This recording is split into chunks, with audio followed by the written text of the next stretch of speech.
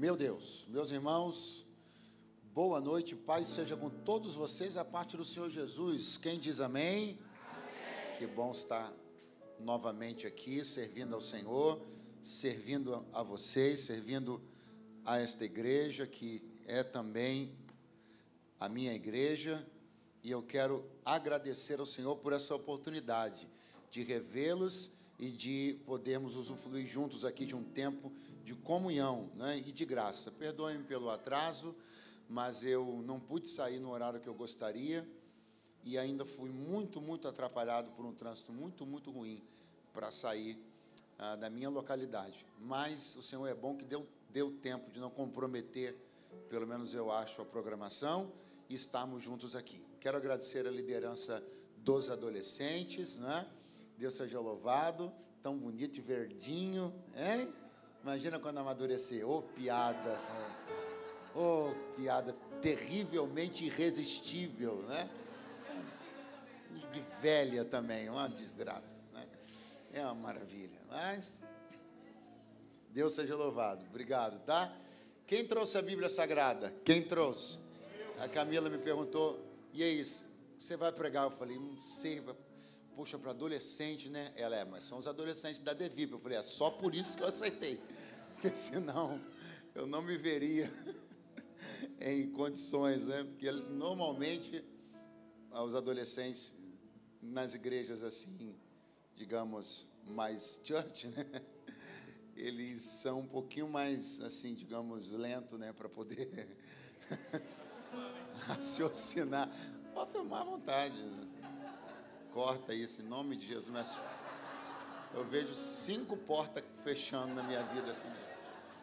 Mas é uma linguagem, né? As igrejas neopentecostais, elas costumam empregar uma linguagem bem mais prática para os adolescentes, e eu não saberia pregar, ia ficar uma coisa horrível, né? Mas para pentecostal dá certo, a gente se acha no final. Pega a sua Bíblia e abra no Evangelho segundo Lucas, capítulo de número 4. Eu estou sendo muito de novo abençoado, sacudido por essa palavra neste ano, nesse primeiro semestre. É a mensagem que mais tem, acho que está muito alto o vaso de Deus, me exortado, falado ao meu espírito. E eu me alegro por ter entendido como ela tem um lugar e uma aceitação dentro do propósito de Deus para nós hoje aqui, ok? Capítulo 4, Evangelho segundo Lucas, versículo 14. Ainda tá dando uma microfoniazinha, homem de Deus. Isso, glória a Deus. Capítulo 4, Evangelho segundo Lucas. Quantos encontraram? Digam bem forte, eu amo a Bíblia. Eu amo a Bíblia. Então, pela virtude do Espírito, voltou Jesus para a Galileia, e a sua fama correu por todas as terras em derredor. Verso 16, e chegando a Nazaré, onde fora criado, entrou num dia de sábado, segundo o seu costume, na sinagoga, e levantou-se para ler. Foi-lhe dado o livro do profeta Isaías, e quando abriu o livro, achou o lugar em que estava escrito, o Espírito do Senhor é sobre mim, pois que me ungiu para evangelizar os pobres, enviou-me a curar os quebrantados do coração, e a pregoar liberdade aos cativos, a dar vista aos cegos e pôr em liberdade os oprimidos, a anunciar o ano aceitável do Senhor. E cerrando o livro, e tornando a dá-lo ao ministro, assentou-se, e os olhos de todos na sinagoga estavam fitos nele.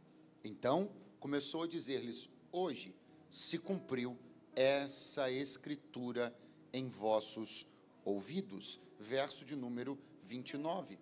E levantando-se, o expulsaram da cidade e o levaram até ao cume do monte, em que a cidade deles estava edificada. Por favor, repita comigo. Ao cume do monte, em que a cidade estava edificada. Continuando, para dali o precipitarem. Ele, porém, passando pelo meio deles, retirou-se, e você diz, Amém. Pode sentar-se, por favor.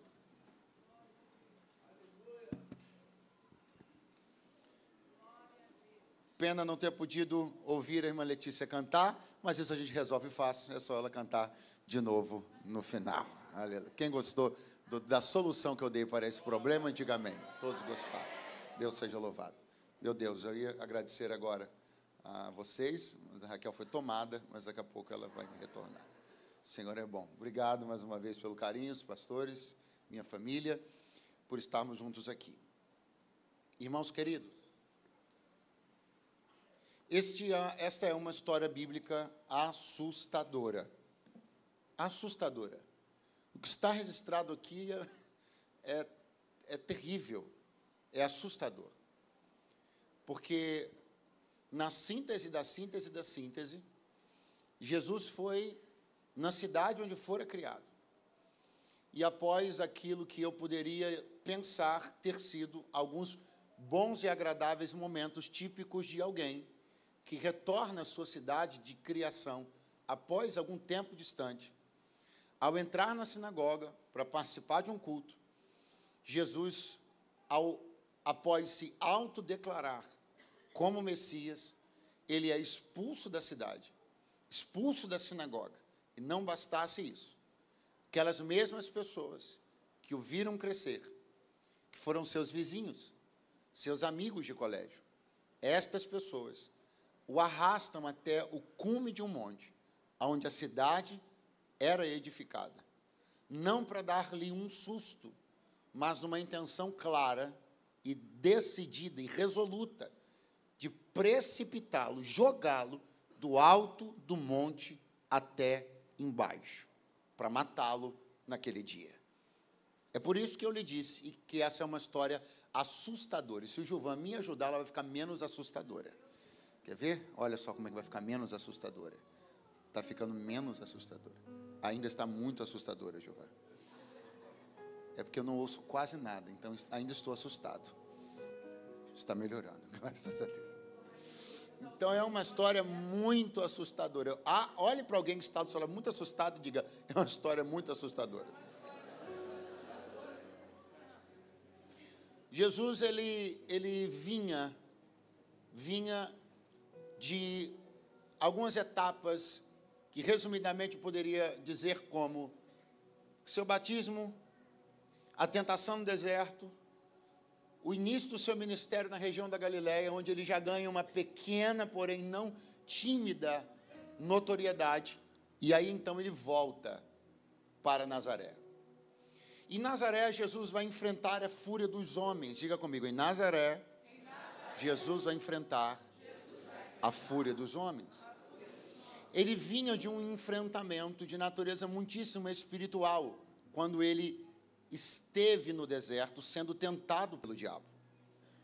O que você vai perceber, no entanto, é que o diabo não agiu contra Jesus com fúria. Não. O diabo não foi assintoso, ele não foi furioso contra Jesus. Ele tentou seduzi-lo pelo objeto da tentação. A fúria Jesus não encontrou nos olhos do diabo.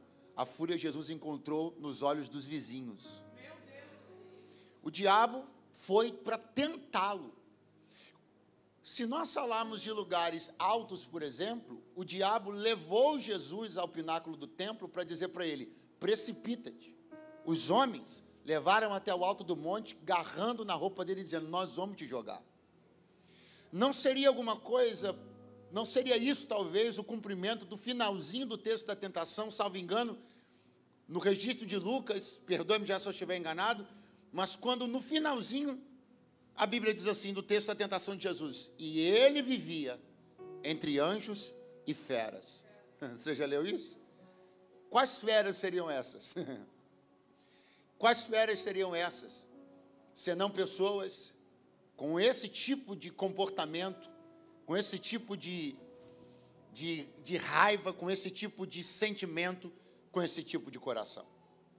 Então Jesus, ele vem dessas etapas, batismo, tentação no deserto, uma primeira, porém já interessante, cruzada de milagres e manifestações pela região da Galileia, até então chegarmos aqui no capítulo 6, aonde Jesus chegará em Nazaré.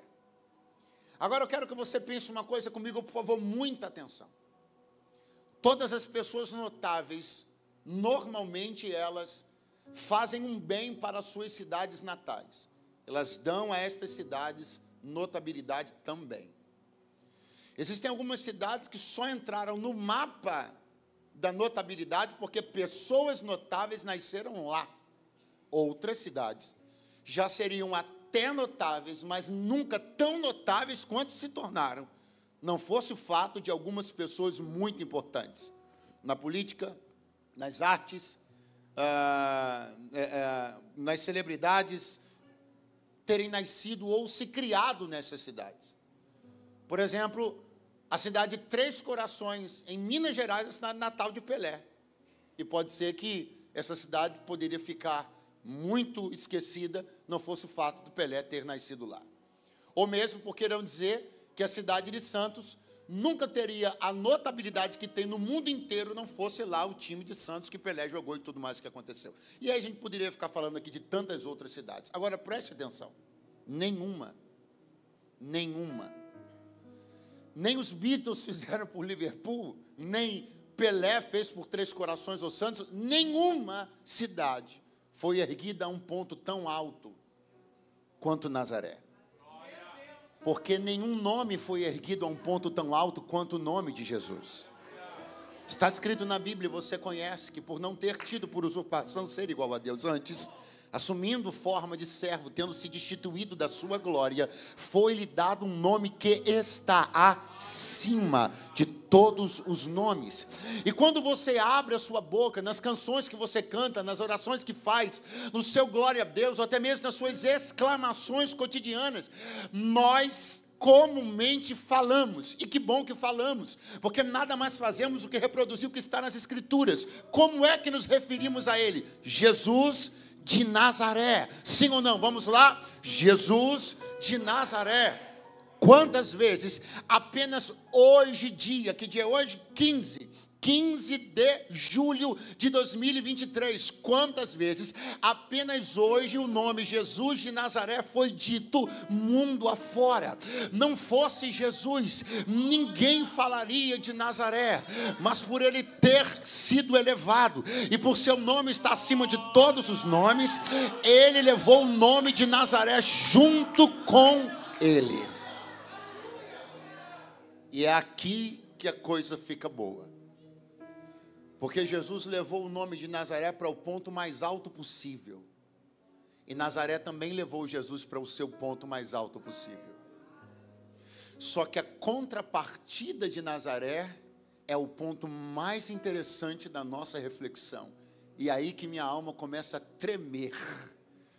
Porque se Jesus leva Nazaré ao ponto mais alto que uma cidade poderia ser levada, Nazaré leva Jesus ao ponto mais alto que ela estava edificada, para de lá precipitá-lo, para de lá lançá-lo. A pergunta que eu quero e preciso fazer para começar é: qual tem sido a sua contrapartida? Quais têm sido os seus atos de retribuição? Em relação a quê, pastor Eduardo? A tudo que ele tem feito por você. Porque eu não sei se alguém aqui, além de mim, tem condições mínimas de admitir, mas eu não estaria aqui hoje se não fosse Ele. Eu não respiraria se não fosse Ele. Eu não seria quem eu sou se não fosse Ele. Eu não teria um prato de comida para comer hoje se não fosse Ele.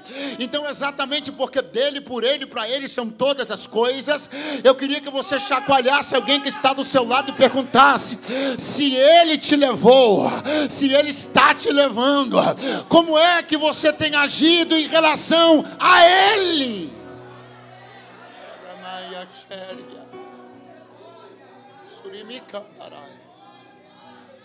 Muito atenção no que eu vou lhe dizer. A Bíblia registra um dia onde os judeus pegaram em pedras para matarem o Senhor. E ele precisou sair de lá, corrido junto com os discípulos. E foi pegar quase que um asilo nas regiões do Jordão, onde os discípulos de João conheceram ele e não conheciam ainda. Jesus, então, escapou de uma tentativa de homicídio por apedrejamento. E quem foi que fez isso? Diga comigo. O pessoal da Judéia. Diga. Vamos de novo. Quem foi que fez isso? Isso foi terrível, sim ou não? Foi terrível, sim ou não? Os samaritanos se comportaram mal com os apóstolos. Os samaritanos não quiseram receber Jesus. Isso foi mal, sim ou não? Mal, sim ou não? O que eu quero que você entenda é que ninguém poderia ter feito a Jesus o mal que Nazaré fez. Porque só Nazaré estava onde estava. Pastor, onde o senhor quer chegar? Já cheguei. A Judéia está embaixo. Só Nazaré estava em cima. A Judéia tinha pedras para jogar, mas só Nazaré tinha uma montanha para precipitar. Pastor, onde o senhor quer chegar? Não, já cheguei. O seu dom pode ser sua desgraça. Aquilo que só você tem também é seu único meio de desonrar. Exatamente por intermédio da especificidade daquilo que Deus faz por você, que é exatamente nessa especificidade que reside sua capacidade de desonrá-lo. Porque se você não tem a palavra, melhor, se você tem a... Vamos lá, quem não tem a palavra não pode desonrá-lo através de uma ferramenta que não tem. Então, se você tem, seu dom pode ser sua desgraça. Quem não tem autoridade nenhuma, sem autoridade não pode desonrar. Porque sem ter autoridade, como desonrará na autoridade que tem? Agora, se você tem autoridade, muito cuidado com a sua autoridade, porque o dono da autoridade pode ser a desgraça da autoridade. Pega a mão de alguém do seu lado, por favor, diga para ele. Então, muito cuidado. Valorize cada centímetro que Deus tem elevado você. Cada dom que Ele tem te entregado. Porque existem coisas que só você pode fazer de mal contra Ele. Mas existem coisas que só você pode fazer de bom em prol do reino também. Quem tem mão para levantar? Oh, eu sinto a graça de Deus aqui.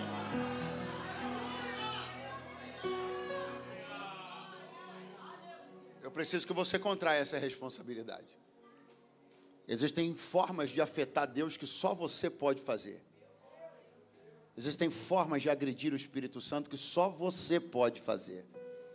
Porque é exatamente nas formas como Ele lhe trata que se tornam as suas formas particulares de honrá-lo ou desonrá-lo. Samaria não podia jogá-lo de um monte, porque ela estava entre montes, mas não era do monte. Se os samaritanos que foram de onde Jesus foi pregar para a samaritana em João 4, se eles quisessem ser violentos com Jesus, não poderiam, porque o lugar onde Jesus encontrou a samaritana ficava num vale entre o Ebal e o Gerezim. Era vale. Como é que você precipita alguém de um vale? No vale você já está embaixo. A Judéia também é plana. Então você pode até pegar em pedra para jogar nele, mas não tem como jogar ele de lugar nenhum. Então compreenda, só Nazaré podia ter feito o mal que fez, justamente porque só ela fora colocada em cima e só ela teve seu nome levado para o alto. Então essa contrapartida é aquela que precisa ficar gravada no nosso coração, e nós vamos tentar entender e perguntar para nós mesmos qual tem sido essa contrapartida. Como temos agido em relação a tudo que Ele tem feito e o que Ele tem sido para nós. Perceba, Jesus chega a Nazaré, cidade onde fora criado. Diga comigo, cidade. Onde fora criado. E a confusão que Nazaré vai arrumar começa aqui. Porque ela não entendeu que Nazaré é a cidade onde ele fora criado. Mas ela não é a cidade que o criou.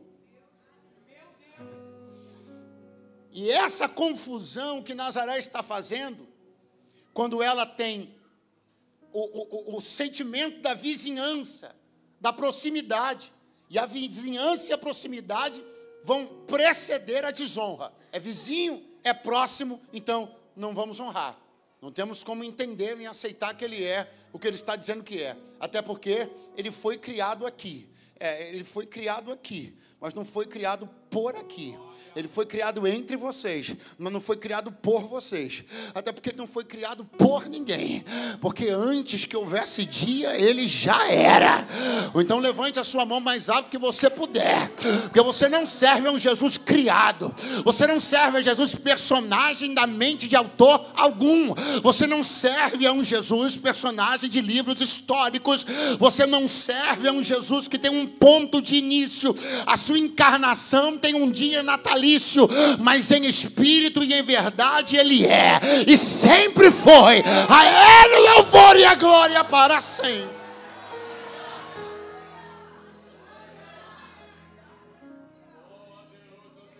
E aí o que é que vai acontecer? Vai acontecer isso que Lucas escreve assim: segundo o seu costume. Segundo o seu costume, foi à sinagoga. O que vai acontecer dentro da sinagoga? Uma coisa extraordinária, sim ou não? Sim ou não? E como é que essa coisa extraordinária acontece? Quando Jesus está cumprindo o seu? Não, você ficou com medo. Vamos de novo. Dentro da sinagoga aconteceu uma coisa extraordinária, sim ou não? E essa coisa extraordinária começou quando? Quando Lucas disse, ele foi lá para cumprir o seu? Não despreze os seus costumes. Porque aquilo que você costumeiramente faz é sua porta de entrada para algo incrível. Se você não tem uma rotina de costumes corretos, não pense que eles vão te levar a lugares extraordinários. Tudo que é extraordinário começa no cumprimento de um costume. Então reavalie suas rotinas, reveja seus costumes, revise seu dia do ponto A ao ponto Z. Veja o que você faz do seu tempo, veja ao que você empresta seus olhos, veja ao que você empresta seus ouvidos, veja o que você permite entrar no seu coração, veja as palavras que você permite saírem da sua boca, porque o conjunto de todas essas coisas são os seus costumes. E normalmente é numa rotina de costumes aparentemente inofensiva que os portais da sobrenaturalidade se abrem. Ninguém pula do zero para o sobrenatural sem antes passar por uma vida de costumes ordinários para conhecer o que é o extraordinário. Jesus não catou Pedro, Tiago e João para dizer, vamos ali viver o extraordinário. Não. Ele catou Pedro, Tiago e João e diga, suba o monte comigo, nós vamos orar. Mas isso é costume, mas começa com o costume. Termina com Moisés, Elias, rosto resplandecendo, roupa brilhando. Acorda alguém que está do teu lado, fala para ele como é que andam os seus costumes, como andam os seus hábitos, como andam as suas práticas, como anda a sua rotina, como anda a sua disciplina. Foi no cumprimento de um hábito ordinário que Moisés apacentava as ovelhas do seu sogro Jetro. Ordinariamente estava no monte, ordinariamente apacentava, ordinariamente viu a sarça que ordinariamente pegava fogo, mas extraordinariamente não se consumia.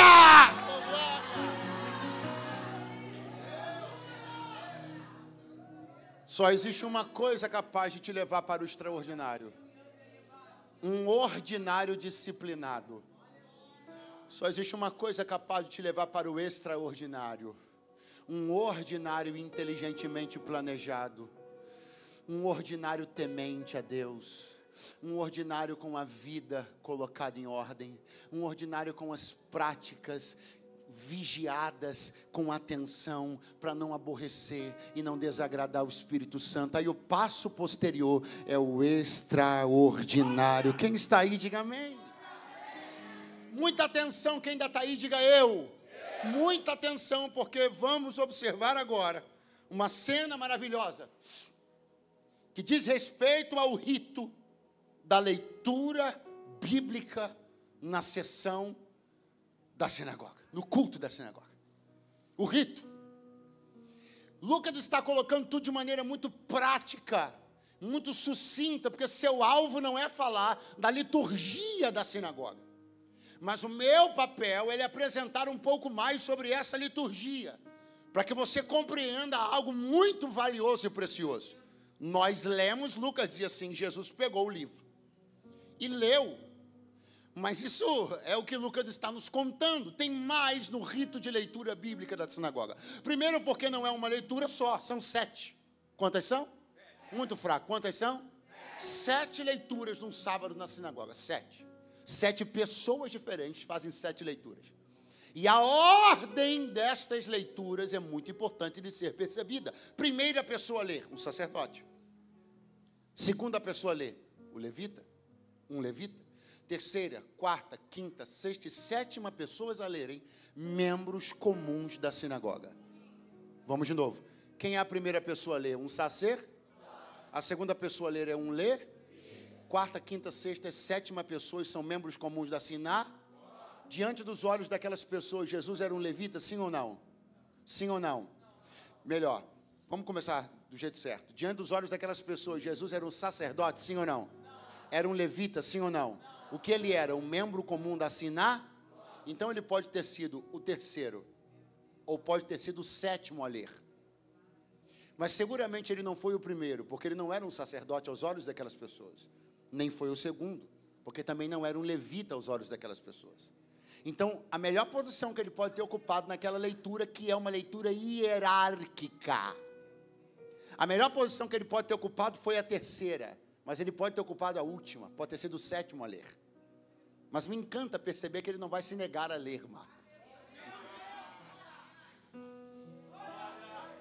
Porque meia dúzia de nós que está hoje aqui diria, eu,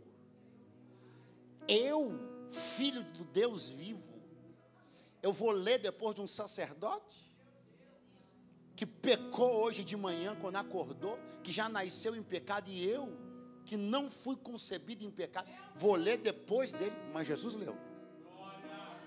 Eu vou ler depois de um levita que se morrer hoje, depois de amanhã está começando a feder. Eu não leio não, mas Jesus leu. Jesus leu por uma razão, pergunte qual. Ele sabia que ainda não tinha feito a revelação a eles. Então ele aceita pegar o livro em terceiro ou até em sétimo, aqueles a quem ele ainda não se revelou. Vou repetir. Ele aceita pegar o livro em terceiro ou em sétimo, somente aqueles a quem ele ainda não se revelou. Portanto, você tornou-se indesculpável a partir do momento que ele a você se revelou. A partir do momento que ele a você se revelou, não adianta tentar colocá-lo depois do sacerdote, nem depois do levita, porque de você ele já cobra, porque você já sabe quem ele é. O momento da revelação é um momento muito interessante. O momento da revelação é um ponto de partida, onde nós nos tornamos indesculpáveis. O momento em que Deus se revela a nós é um momento onde dali por diante não podemos mais ser tidos como desculpáveis. Eu não sei no que você anda se apoiando, não fique chateado comigo. Eu não sei no que você anda tentando se privilegiar, se fiar. Mas o Senhor me trouxe para dizer, eu já me revelei a você. E se eu já me revelei a você, não venha me colocar depois de ninguém, não vou aceitar. Se você já sabe quem eu sou, não me ponha depois dos sacerdotes, porque eu não vou aceitar. Se você já sabe quem eu sou, não me consulte em terceiro lugar, porque eu não vou nem te responder. Se você já sabe quem eu sou, não venha perguntar para mim depois de ter perguntado para todo mundo, porque eu não vou nem me dar ao trabalho de te responder. Se você já sabe quem eu sou, não vá fazer para depois me perguntar, porque eu não vou nem te responder. Ou você me dá o lugar que eu tenho, que eu quero e que é meu, ou não me dê lugar nenhum.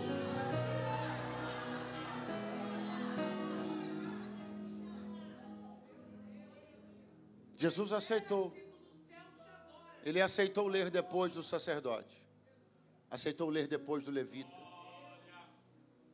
Porque ele sabe que comumente as pessoas, antes de saber quem ele é, privilegiam os sacerdotes, privilegiam os levitas, até conhecerem o bom samaritano.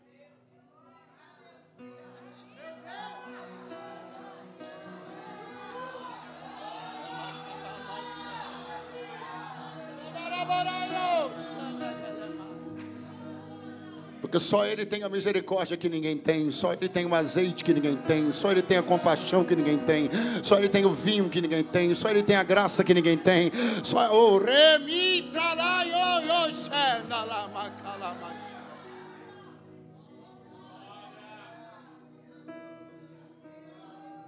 abriu. Jesus abriu o livro. Jesus pegou o livro, o abriu e achou. Achou porque procurou. procurou porque não escolheu. Porque a leitura era previamente definida na liturgia do culto. Então não foi Jesus que pegou o livro e disse assim, deixa eu ver o que eu vou ler. Não, eles escolheram o texto. Eu amo isso daqui. Se você for embora, volte agora. Eles escolheram o e ficaram chateados com amém.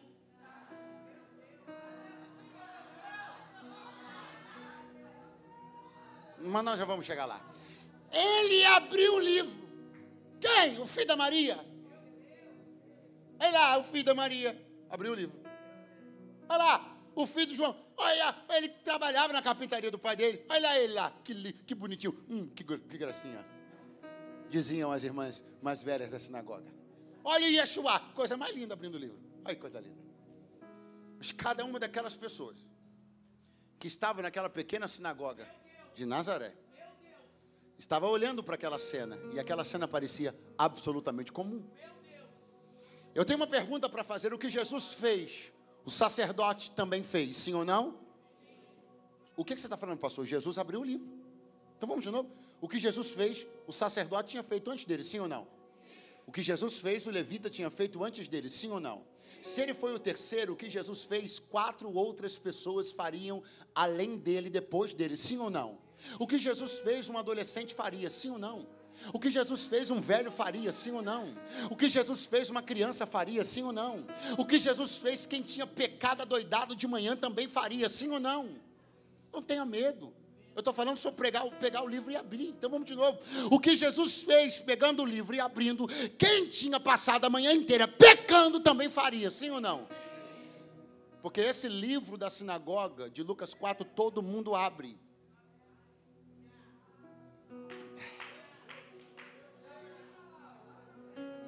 E esse é o problema de muita gente que está olhando para Jesus e achando que o que ele faz, os outros também fazem. Quem ele é, os outros também são. O que ele pode, os outros também podem. Mas essas pessoas vão ter um susto. Porque João escreveu assim no capítulo 5, verso 12. Eu estou todo arrepiado. Eu vi um anjo forte, bradando com grande voz: quem é digno de abrir o livro e de desatar os seus selos? Ninguém no céu, nem na terra, nem debaixo da terra podia abrir o livro, nem olhar para ele. E eu chorava muito, porque ninguém for achado digno de abrir o livro. De Nazaré todo mundo abria, mas eu vi um que ninguém conseguia. Mas um dos anciãos me disse: ei, João, não chora. Eis o leão da tribo de Judá, a raiz de Davi. Ele venceu para abrir e desatar os selos. Chacoalha a mão de alguém que está do teu lado, diz para ele: vai chegar um dia que quem pensou que ele era como Maomé vai descobrir que tem um livro que ele só abre. Vai chegar um dia que quem pensou que ele era um curandeiro comum vai saber que aquele livro só ele abre.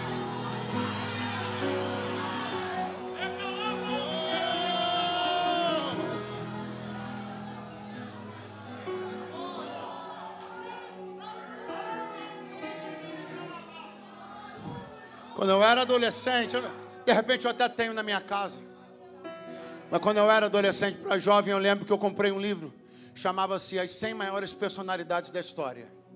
E no livro As 100 Maiores Personalidades da História, Jesus ocupa a 3ª posição. Um livro chamado As 100 Maiores Personalidades da História. Pesquise sobre ele. Nesse livro, Jesus assume a 3ª posição. Eu não sei quem escreveu esse livro, mas eu sei que ele vai ter uma surpresa. Porque Maomé não abre esse livro. Porque Pelé também não vai abrir esse livro de Apocalipse. Só o leão da tribo de Judá. Levanta a mão mais alto que você puder. Abre a boquinha, vai. Diga uma meia dúzia de glória a Deus, um bocado de aleluia. Digno!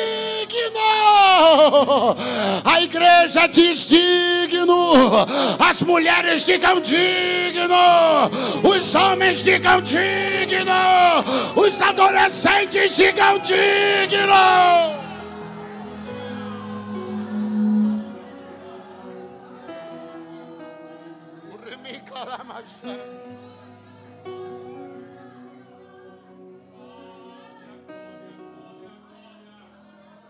E agora? Agora, Lucas escreve assim, e os olhos? Repete comigo, e os olhos? De todos. Continua, e os olhos de todos estavam fitos, atentos nele. Pergunte quando? Quando ele fechou o livro e devolveu. Não antes. Isso é maravilhoso. Porque ninguém estava prestando muita atenção enquanto ele lia. Ninguém estava prestando muita atenção enquanto ele desfolhava. Pergunte por quê? Porque todo mundo sabia o que estava escrito. Não há surpresa na leitura. Há surpresa na vida que se vive depois da leitura. Pastor, onde o senhor quer chegar? Não, já cheguei. Eles não estão atentos à Bíblia que você lê. Eles estão atentos à Bíblia que você vive. Porque todos eles conheciam o texto de Isaías. Ficar com os olhos fitos em Jesus enquanto ele lê o texto clássico da profecia messiânica, para quê?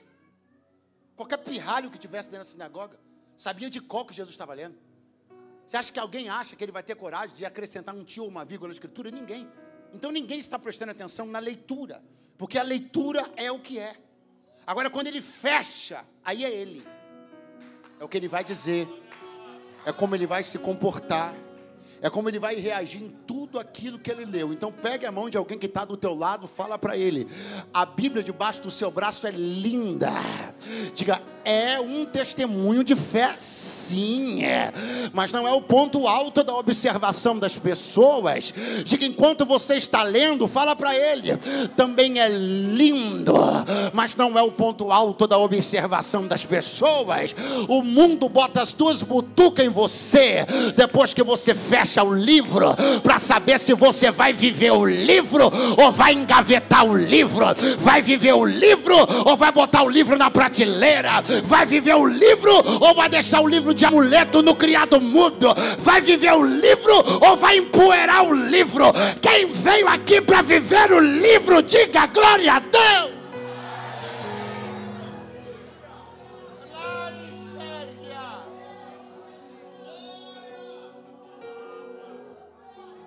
Jesus leu, acabou a leitura, fechou o livro, deu ao ministro. Agora todo mundo está dizendo: vamos ver o que ele vai, como ele reage. Vamos ver agora o que ele faz com tudo aquilo que ele leu. Jesus abre a boca e diz assim: hoje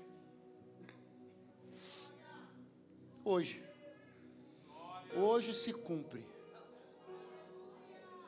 E aqui a coisa fica linda. Porque Jesus disse: hoje se cumpre, hoje se... Essa escritura diante dos ouvidos de vocês hoje está cumprido. Aí todo mundo está olhando para o livro. Escute, no livro há uma profecia entregue. Em Jesus há uma profecia cumprida. Vamos de novo? No livro há uma profecia entregue. Em Jesus há uma profecia. E agora nós temos um problema. Porque toda a escritura entregue tem na cabeça das pessoas um direito facultativo de subjetividade. Ah, eu acho que é assim. Ah, eu acho que é desse jeito assim. Ah, eu acho que o Messias é assim. Ah, eu acho que ele vem assim. E todas as cabeças ali presentes se achavam no direito de criarem seu próprio Messias particular. Só que Jesus acaba com todas as especulações. E ele diz: está cumprido aqui e agora. E essa é a hora onde se separam os homens dos meninos. É a hora que se separam os aventureiros dos que querem viver a fé. Pergunte por quê? Porque toda a escritura, toda a promessa, toda a profecia, enquanto está na nossa mente, a gente acha que pode idealizá-la, formatá-la, desenhá-la do jeito que a gente quiser. A gente customiza a profecia, a gente adequa a profecia, a gente arruma a profecia.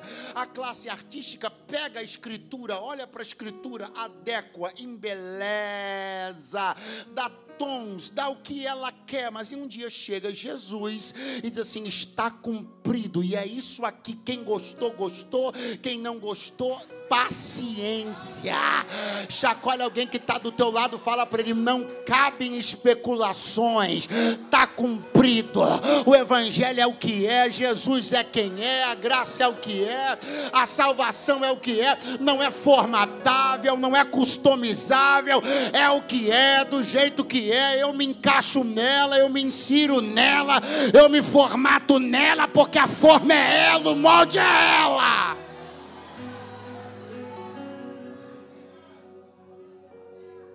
A promessa feita é a promessa romantizável. Na promessa entregue, eu pinto o Messias com o cabelo que quero, com os olhos que penso que com ele combinam melhor, com o gênio que me parece mais apropriado. Mas agora Jesus está com todos olhando para ele e dizendo: os esboços de vocês terminam hoje, o desenho perfeito está diante de vocês. Acabou essa coisa de particular interpretação. Eu estou dizendo para vocês que não é mais prometido, agora é cumprido. Pergunta para o seu vizinho: eu quero ver a tua fé. Perguntou não, né? Vai de novo. Diga para ele, não é pergunta não, diga para ele, diga: eu quero ver a tua fé. Quando estiver cumprido, e quando for do jeito que ele quer, e não do jeito que você imaginou que seria. Quem diz glória? Quem diz aleluia?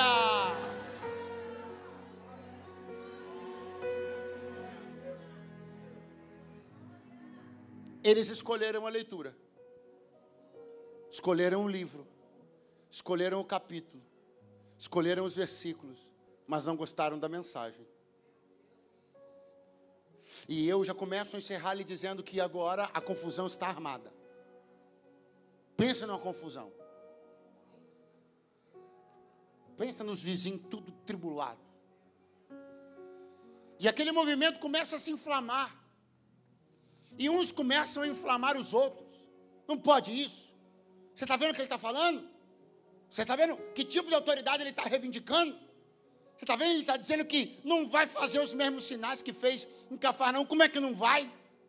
Está comparando a gente a pessoas desprezíveis, dizendo que estrangeiro merece mais do que nós. Como é que não pode? Não pode. Você concorda que não pode? Não pode. Começou o alvoroço. O primeiro tomou coragem e agarrou no braço. O outro agarrou no outro. E começaram a arrastar Jesus para fora da sinagoga. Quem ainda está aí, diga alguma coisa, por favor. Pastores estão arrastando. E Jesus ficou fraquinho nessa hora? Não, continuou forte como sempre foi. E ele podia ter feito alguma coisa? Podia. Em que momento? No primeiro momento. Mas ele só fará algo no último momento. Em que momento ele vai fazer algo? Quando? Quando eles chegam na beira do precipício, para de lá precipitarem Jesus. Aí a Bíblia diz que Jesus se oculta e sai no meio deles. Agora a pergunta é: se ele fez isso no final, por que não fez no início? Se ele se esquivou, se ele saiu no final, por que ele não saiu no início?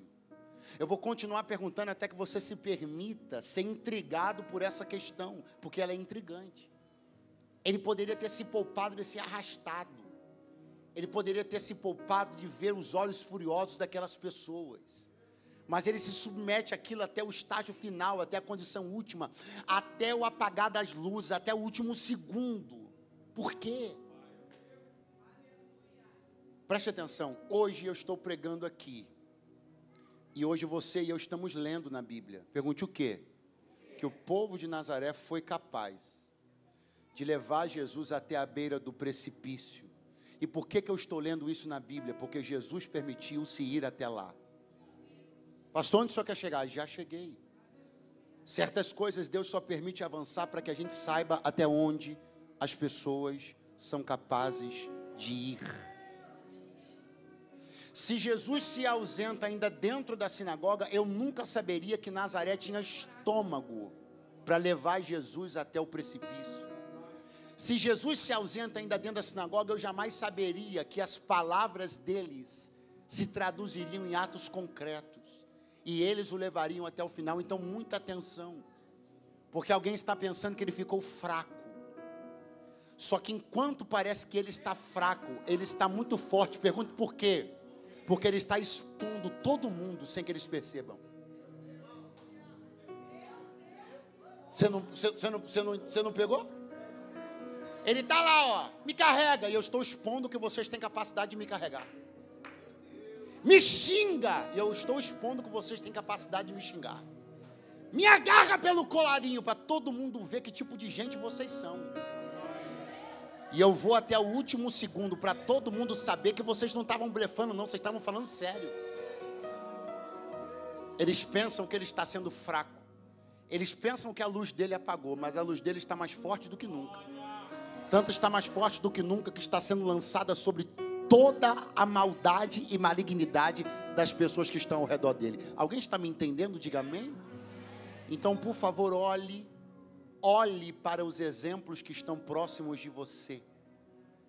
Porque talvez alguém aqui, muito provavelmente, tenha ficado muito escandalizado recentemente com o A que revelou-se B, com o B que revelou-se como sendo A. E a gente disse, mas como pode? Eu estive num culto, estava num banco, e eu ouvi cantor, eu disse até glória, eu disse até aleluia. Porque Deus não fez nada? Para que você saiba até onde as pessoas são capazes de chegar. Quem está aí, diga alguma coisa, por favor.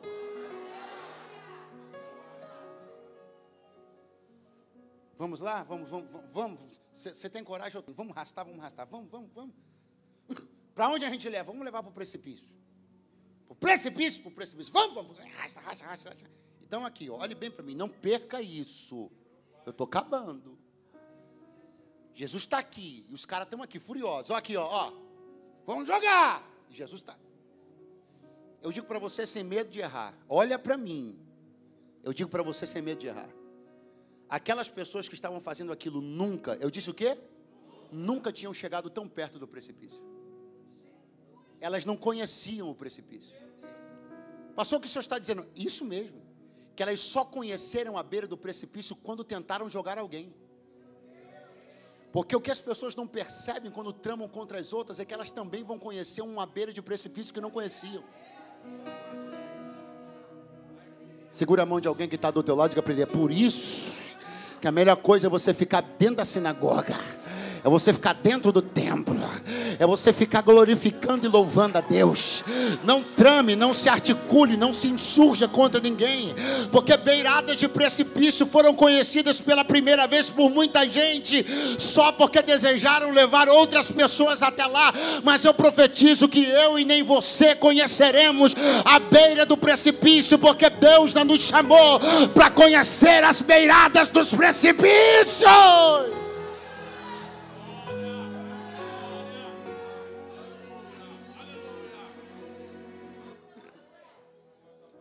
Eu já tive oportunidade de ir a Israel.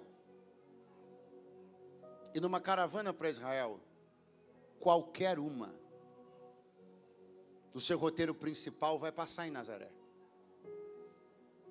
Mas eu tenho uma coisa para te dizer, não tem nada para ver em Nazaré. Todas as caravanas do mundo inteiro só passam em Nazaré para ir em um lugar. Pergunte qual? No Monte do Precipício. Pastor, você está dizendo o que eu estou pensando? Estou. Que Nazaré definiu pelo que seria conhecida naquele dia. O único ponto atrativo de Nazaré nos dias de hoje são caravanas que são levadas para ver o monte onde tentaram levar Jesus para ser jogado. O que você não entende é que você está marcando como você vai ser lembrado pela história da sua vida. Só vai conhecer a beira do precipício porque tentou o que tentou. Mas Jesus, e eu fecho a Bíblia, fez o que Lucas diz ele ter feito desse jeito. Ausentando-se, saiu pelo meio deles. Diga, no meio deles. Uma das promessas mais lindas que Jesus fez, alguém se lembra? Onde estiverem 2 ou 3 de vós reunidos no meu nome, eu vou estar no meio de. Mas Nazaré, ele vai sair pelo meio. O tipo de reunião que eu e você fazemos define como ele lida com este meio. Ou ele sai pelo meio, ou fica no meio de nós.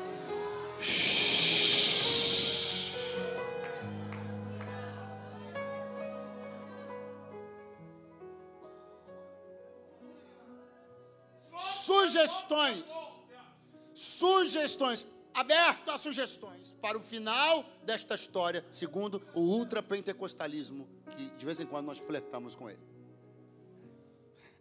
Possíveis soluções maravilhosas, ultrapentecostais, para o desfecho dessa história. Jesus saindo e todo mundo ficando cego. Boa essa, hein? Não, vamos tentar uma menos agressiva. Jesus saindo e todo mundo ficando pobre. Não, essa não foi tão boa. Jesus saindo e os filhos de todos aqueles que tentaram jogá-lo no precipício, enfermos e acamados. Não há nenhum único registro de que Nazaré tenha sofrido nenhum tipo de sanção celestial. Não há nenhum tipo de registro de que Nazaré tenha entrado num estado de miséria a partir daquele dia. Jesus não mexeu com o dinheiro deles. Jesus não mexeu com o emprego deles. Jesus não mexeu com a saúde deles. Jesus não tirou nada deles. Jesus só se retirou deles. Porque o maior erro do homem é pensar que o cume da punição de Deus é ele tirar coisas. Mas o cume da punição de Deus é quando ele se retira. Fica com emprego sem mim, fica com saúde sem mim, fica com casamento sem mim. Você vai descobrir que casamento sem mim não é nada, saúde sem mim não é nada, emprego sem mim não é nada. Nazaré, viva a sua vida como se esse dia não tivesse acontecido. Só que vocês vão viver a vida de um jeito muito aquém do que poderiam. Se esse dia tivesse sido diferente, se tivessem me honrado, vocês teriam vivido outra vida, outra história, outro testemunho, outro momento. Então ouça-me, porque é hoje, não é amanhã, é hoje, aqui e agora, que algo está sendo decidido acerca de você e do seu futuro. Decida honrá-lo, decida temê-lo, decida amá-lo, e o que ele fará será maravilhoso. Quem entende, dá um pulo dessa cadeira agora, fica de pé, esforça-te.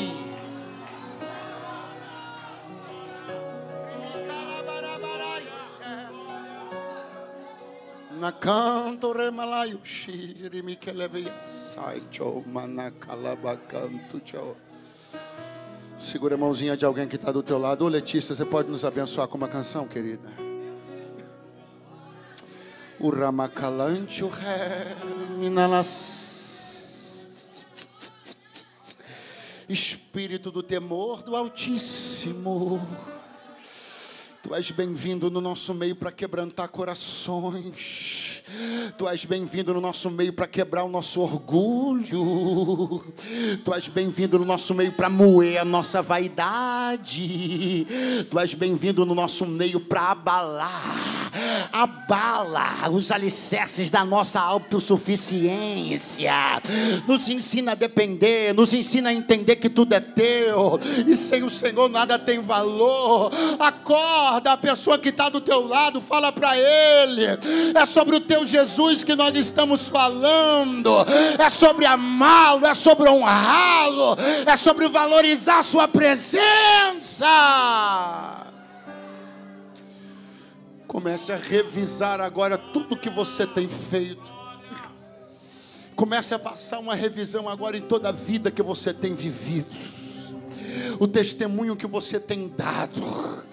como você tem se comportado como discípulo e filho.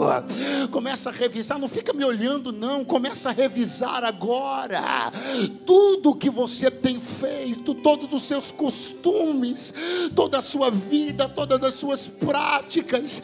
Pergunte para você mesmo se você tem honrado. Pergunte para você mesmo se você tem levado o nome dele junto com você. Pergunte.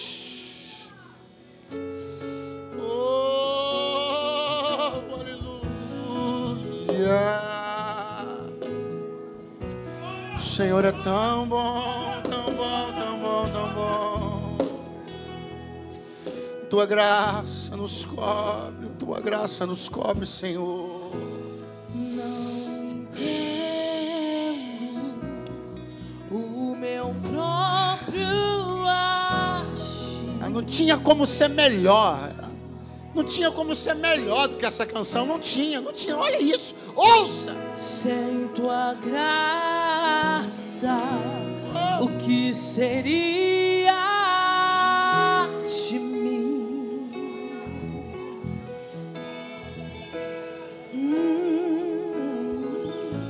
Eu não entendo o meu próprio. Se você, assim como eu, também não entende suas atitudes muitas vezes, deixa Deus falar contigo aí, deixa. Sem tua graça, o que seria de mim, Deus? Vê se não é assim a nossa vida. Pois o bem que eu quero fazer não faço, e o mal que eu não quero, esse sim acabo cometendo.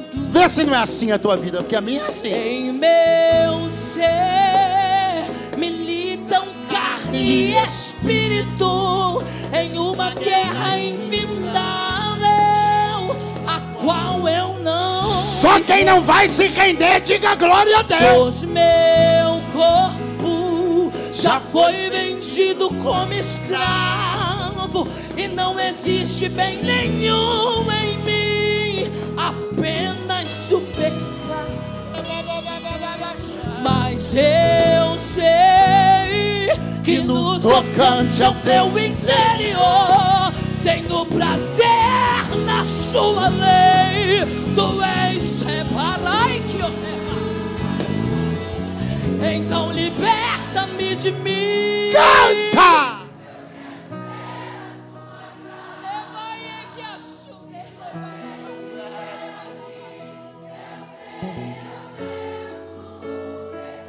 Então és até que não. Pois quando estou em tua presença, o meu viver é transformado. Então liberta-me de mim. Eu quero ser a sua deixa ele te renovada. Se o Senhor estiver aqui, eu sei eu venço o pecado. Então enche-me de ti.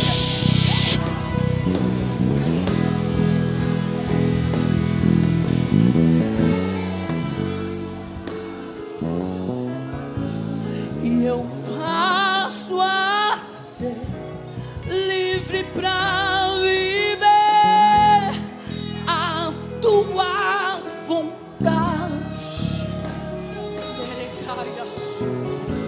E ao te conhecer, todo o meu ser se enche de bondade. E vai reinar, vai, você não vai perder essa guerra não, você não vai perder essa guerra não, você não vai perder essa guerra não. E reina, e vamos chorar como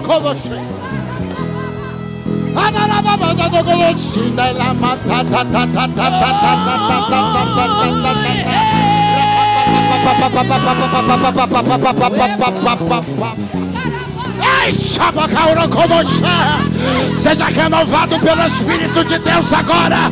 Seja cheio da graça de Deus agora. E reina o Espírito sobre a carne, sobre a carne, sobre a carne, sobre a carne. E reina o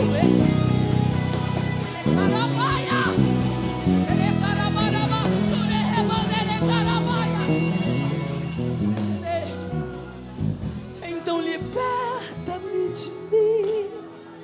Eu quero ser.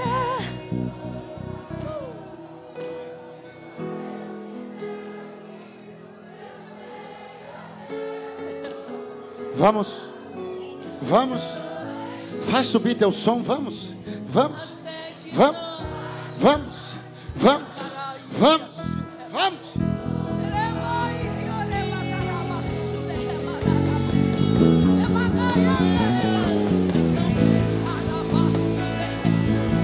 Eu quero ser a tua casa.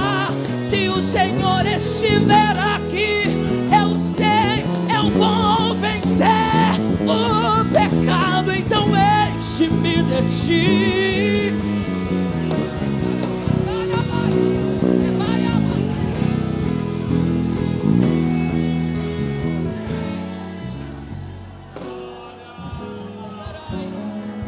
Não pode ter. Não pode haver a mínima chance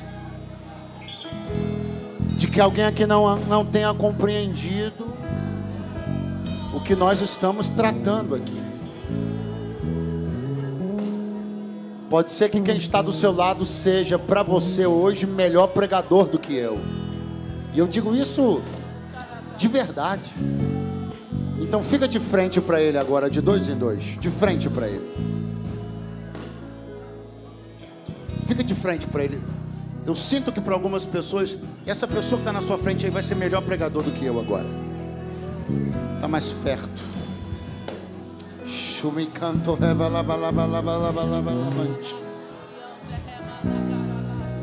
Olha para ele e diga: em nome de Jesus. Não, acho que você ouviu falar no nome da Maria. Vai de novo, em nome de Jesus. Você não vai perder essa guerra. Você não vai perder essa guerra.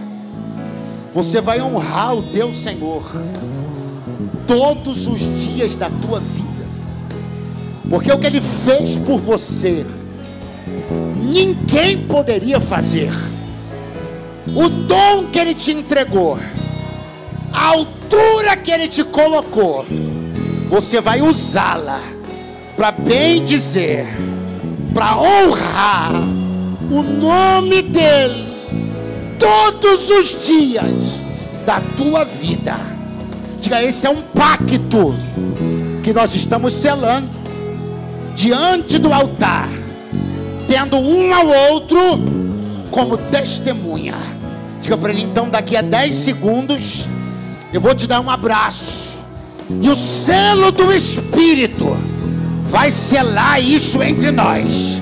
5, 4, 3, 2, 1. Agora.